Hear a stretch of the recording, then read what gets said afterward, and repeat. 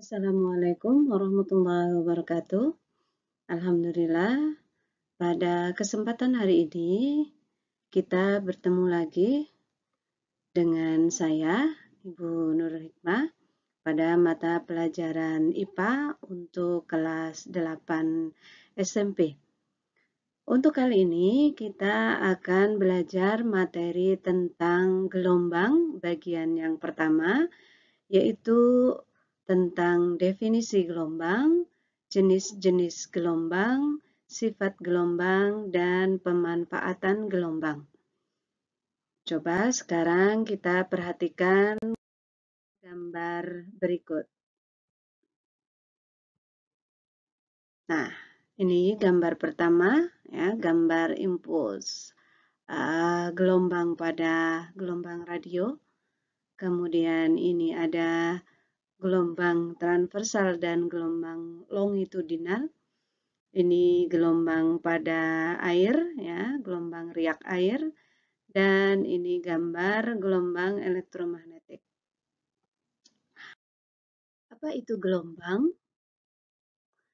Nah, kalau kemarin kita sudah belajar tentang getaran, ya, getaran adalah gerak bolak-balik secara periodik melewati titik keseimbangan. Nah, kalau gelombang apa? Gelombang itu adalah getaran yang merambat atau usikan yang merambat. Ya, jadi getaran yang merambat pada suatu medium atau tanpa medium itu disebut sebagai gelombang. Nah, berdasarkan medium perambatannya, gelombang dapat dibedakan menjadi dua, yaitu gelombang mekanik dan gelombang elektromagnetik. Gelombang mekanik pengertiannya adalah gelombang yang dalam perambatannya memerlukan medium perambatan. Misalnya gelombang pada tali, berarti gelombang ini merambat melalui medium berupa tali. Kemudian gelombang air, gelombang ini merambat melalui medium air. Kemudian gelombang bunyi merambat melalui medium udara. Kemudian gelombang elektromagnetik adalah gelombang yang dapat merambat tanpa medium. Misalnya gelombang radio, kemudian gelombang cahaya, dan gelombang radar. Ini tidak memerlukan medium perantara. Selanjutnya, gelombang mekanik atau gelombang yang merambat melalui medium dibedakan menjadi dua berdasarkan bentuknya. Ada gelombang transversal dan gelombang longitudinal. Gelombang transversal adalah gelombang yang arah getarnya tegak lurus dengan arah rambat. Kalian bisa lihat di sini kata kuncinya atau untuk pengingatnya kita gunakan huruf T, ya. Di sini T tegak, ya. Kemudian di sini T untuk transversal. Jadi gelombang transversal adalah gelombang yang arah getarnya tegak lurus terhadap arah rambatnya.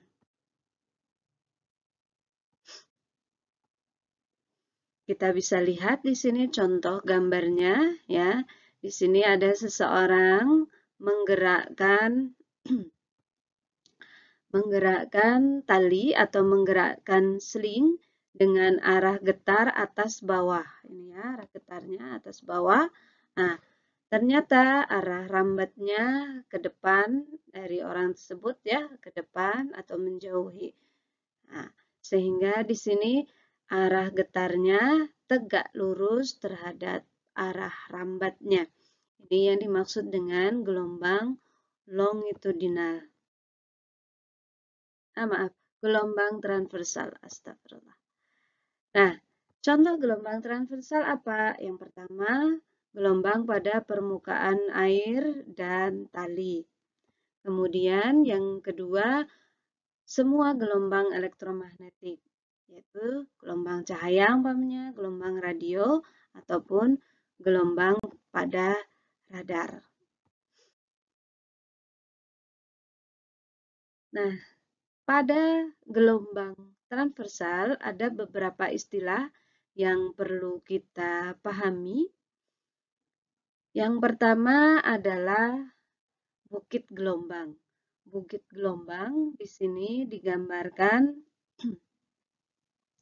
ya, bukit gelombang di sini digambarkan dari A sampai dengan C. Ini bukit gelombang pertama.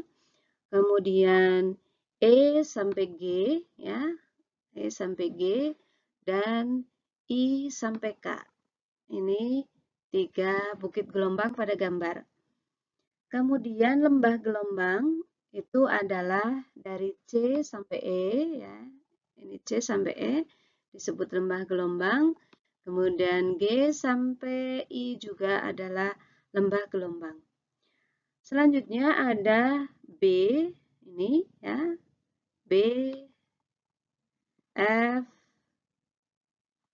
dan J adalah puncak gelombang dan D serta H ini adalah lembah gelombang atau titik dasar gelombang, bukan lembah ya, titik dasar gelombang. Lembah, titik terendah di lembah tersebut, titik dasar gelombang. Kemudian satu gelombang, nah satu gelombang pada gelombang transversal itu terdiri dari satu bukit dan satu lembah. Nah, jadi kalau kita mulai dari A berakhir di E. Kalau kita perhatikan di sini lebih detail, maka pada satu gelombang selalu ada 1, 2, 3, 4. Ya, jadi ada 4 bagian. Oke. Sehingga kalau umpama tadi dimulai dari titik A, satu gelombang bisa berakhir di titik E. Kemudian satu gelombang juga bisa dimulai dari titik E umpamanya sampai ke titik I.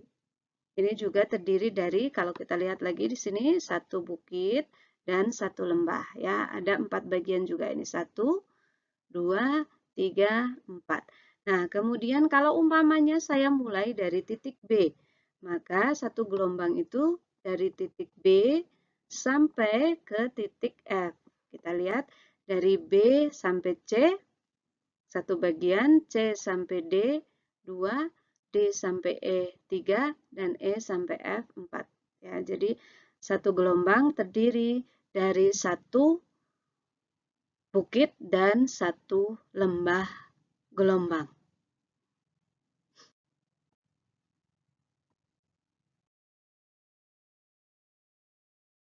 Selanjutnya, pada gelombang longitudinal. Gelombang longitudinal adalah gelombang yang arah getarnya sejajar dengan arah geraknya. Ya, jadi sejajar. Kalau tadi gelombang transversal dia tegak lurus, pada gelombang longitudinal sejajar. Contohnya, ini bisa kalian lihat pada gambar. Kalau ada seseorang menggerakkan sling, ini ya gambarnya sling, menggerakkan sling dari depan ke belakang, sini bolak-balik ya. Kemudian menghasilkan rapatan dan renggangan. Rapatan dan renggangannya ini arah getarnya adalah juga ke depan dan ke belakang. Jadi arah rambatnya ke depan dan ke belakang, arah getarnya juga depan belakang. Berarti sejajar. Gelombang longitudinal juga disebut sebagai gelombang mampat karena terdiri dari satu rapatan dan satu renggangan. Jadi gelombang longitudinal, satu gelombangnya terbentuk dari satu rapatan dan satu renggangan. Contoh gelombang longitudinal antara lain yang pertama gelombang bunyi, ya dapat dikatakan dengan gelombang longitudinal karena gelombang bunyi mampu mengubah kerapatan udara dan menggetarkan gendang telinga sehingga dapat menimbulkan bunyi yang bisa didengar oleh telinga kita. Kemudian gelombang seismik atau gelombang gempa, ini juga merupakan jenis gelombang longitudinal. sebab gelombang tersebut dapat mengubah kerapatan tanah. Dan yang ketiga, gelombang pada pegas atau sling tadi yang bentuk saat ditekan, direnggangkan, maka dia akan bentuk kerapatan dan renggangan. Selanjutnya sifat-sifat gelombang. Apa saja sifat gelombang? Sifat gelombang ini akan berlaku pada semua jenis gelombang ya, baik gelombang mekanik ataupun gelombang elektromagnetik. Jadi umpamanya pada gelombang bunyi, gelombang cahaya, di bab ini kita pelajari gelombang dan termasuk nanti gelombang bunyi. Nah, di bab berikutnya kita akan belajar tentang gelombang cahaya. Maka sifat gelombang ini berlaku juga nanti pada gelombang bunyi dan gelombang cahaya. Sifat gelombang yang pertama adalah merambat ya, karena tadi pengertian gelombang adalah getaran yang merambat. Kemudian yang kedua, dia dapat memindahkan energi. Dalam perambatannya, gelombang ini memindahkan energi. Buktinya apa? Buktinya umpamanya saja ombak pantai. Ya, ombak di pantai saat ombak besar atau berarti mempunyai amplitudo yang besar, maka dia juga membawa energi yang besar. Dampaknya bisa kita lihat kalau saat ombak besar, maka penghalang di pinggir pantai bisa jadi rusak ya.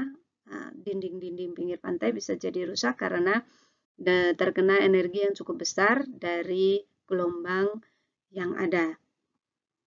Kemudian yang ketiga dapat dipantulkan atau direfleksikan jika mengenai dinding pemantul. Ya, contohnya umpamanya suara ya, kalau bunyi kita berteriak di ruang tertutup yang cukup besar, maka kita akan mendengar gema. Nah, ini adalah bentuk dari pemantulan bunyi dalam hal ini. Jadi semua gelombang bisa dipantulkan.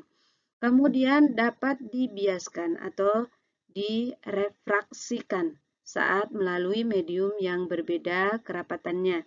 Jadi ini kita pelajari lagi saat belajar tentang gelombang cahaya.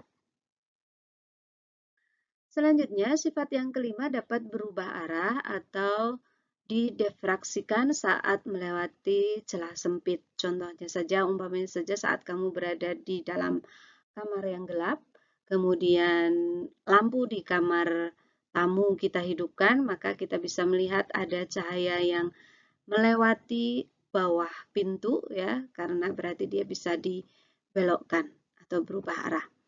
Kemudian yang keenam, dua atau lebih gelombang bisa saling menguatkan ya, saling menguatkan atau memperbesar dan saling menghilangkan saat digabungkan. Istilahnya adalah interferensi gelombang. Itu beberapa sifat gelombang. Nah, kemudian selanjutnya pemanfaatan gelombang pada kehidupan sehari-hari ini cukup banyak ya, bahkan bisa dikatakan sangat banyak. Hanya di sini Ibu sebutkan beberapa. Yang pertama adalah pemanfaatan gelombang air laut untuk pembangkit listrik ya. Kita sudah tahu bahwa ombak air laut yang cukup stabil itu bisa digunakan sebagai pembangkit listrik tenaga ombak. Kemudian yang kedua, gelombang cahaya matahari ini juga bisa dimanfaatkan untuk pembangkit listrik ya. Kalau ini lebih banyak lagi bisa kita lihat. Kemudian gelombang mikro, contohnya adalah pemanfaatannya pada microwave untuk memasak, dan gelombang mikro ini juga digunakan pada teknologi radar. Selanjutnya gelombang bunyi, ini dimanfaatkan contohnya untuk USG. USG kepanjangan dari ultrasonografi. Ultrasound, sound kan berarti bunyi ya. Jadi memanfaatkan gelombang bunyi. USG digunakan untuk memeriksa kondisi bayi, umpamanya pada seorang ibu yang sedang hamil. Kemudian selanjutnya, contoh yang lain, pemanfaatan gelombang bunyi pada teknologi sonar. Teknologi sonar ini biasanya kita manfaatkan untuk mendeteksi kondisi dalam laut umpamanya ya, mendeteksi adanya ikan, mendeteksi adanya benda asing di dalam dasar laut, umpamanya saja saat ada pesawat yang jatuh ke dalam laut, ya, untuk mendeteksi di mana adanya kotak hitam, ya, maka biasanya menggunakan teknologi sonar. Selanjutnya, pemanfaatan gelombang elektromagnet untuk komunikasi. Contohnya gelombang radio ya. Gelombang radio ini termasuk gelombang elektromagnet, banyak kita manfaatkan untuk berkomunikasi. Baik itu melalui stasiun radio ataupun melalui radio swasta. Selanjutnya, pemanfaatan sinar inframerah untuk terapi fisik ya, pada kondisi sakit pada tulang, ada terapi sinar inframerah umpamanya. Kemudian pada remote control juga menggunakan sinar inframerah. Dan yang terakhir, pemanfaatan sinar laser pada bidang kedokteran dan pada bidang industri. Kalau pada bidang kedokteran umpamanya saja untuk operasi batu ginjal ya, itu tidak lagi dibedah tapi bisa menggunakan teknologi laser untuk menghancurkan batu ginjalnya sehingga nanti bisa dikeluarkan batu ginjal yang sudah berukuran kecil melalui air kencing. Kemudian pada bidang industri, contohnya untuk memotong logam juga bisa dengan memanfaatkan sinar laser. Itu beberapa contoh pemanfaatan gelombang yang Ibu sampaikan di sini. Tentunya kalian bisa belajar lagi melalui media internet ya, belajar lebih banyak sehingga bisa tahu lebih banyak tentang pemanfaatan gelombang ini. Nah, selanjutnya untuk latihannya, untuk memahamkan atau mengecek pemahaman kalian pada materi hari ini, silakan kalian kerjakan 7 soal berikut dan kemudian nanti dikumpulkan di GCR. Terima kasih untuk perhatiannya. Semoga video ini bermanfaat. Ibu akhiri, wassalamualaikum warahmatullahi wabarakatuh.